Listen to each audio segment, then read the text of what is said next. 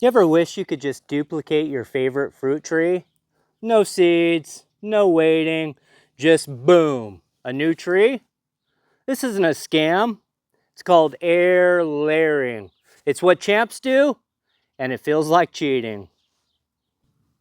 Air layering is a way to grow roots from a branch still attached to the tree. It's the plant version of cloning your best fighter. You keep the nutrients flowing and you force root growth at a specific point on the branch. And then, snip, you've got a whole new tree. And the best part?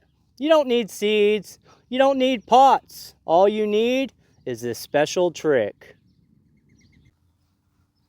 Unlike cuttings that cry when you snip them, air layers don't know they've been betrayed. They're still connected, still alive, and totally unaware you're about to steal their identity. You don't need a lab. All you need is a sharp knife, a little soil, and some creative plastic surgery. This isn't a crime, unless you're cloning your neighbor's fruit trees. But before we get too far ahead, let me tell you where most gardeners mess up. Okay, so this part is really important. When selecting your branch, make sure it's a nice, healthy branch. Not too old, not too young. I like to start by taking my box knife and make a ring around the branch, about an inch wide. And what I try to do is I try to find nodes along the branch and ideally make the ring right underneath a node. Once the ring is made, I just peel back that bark from around the branch and then I scrape that green cambium layer underneath. And doing that's really important because if the cambium layer is left on, the branch will try to heal and your air layer will fail. So make sure you scrape that green cambium layer and then just rub off the shavings with your fingers.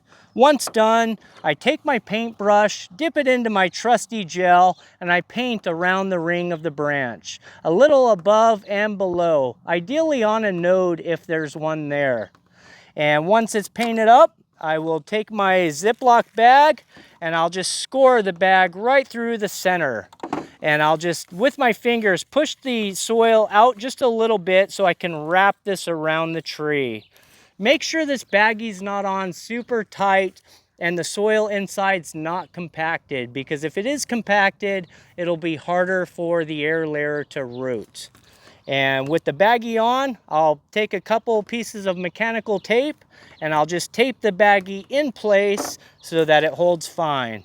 And when it's all said and done, I'll take my tin foil and I'll wrap it up and it'll be a burrito of hope. Make sure to take note of when you complete your air layer. Most air layers take between 3 to 8 weeks to root, depending on tree type, temperature, as well as the humidity. To check to see if you have roots, just simply undo the tin foil and peek inside. If you see some white veining roots, you're good to go.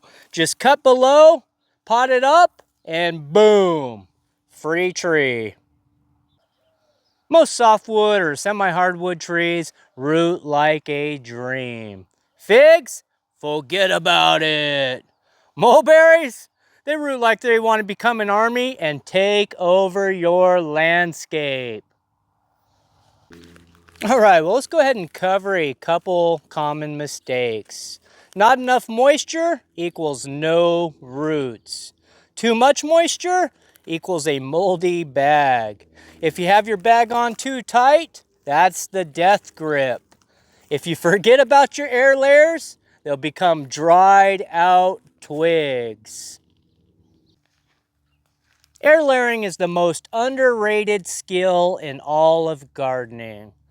You can propagate fruit trees from seed, sure, but seeds take years. Grafting? Well, that's going to take some skill. But this is power in a plastic bag.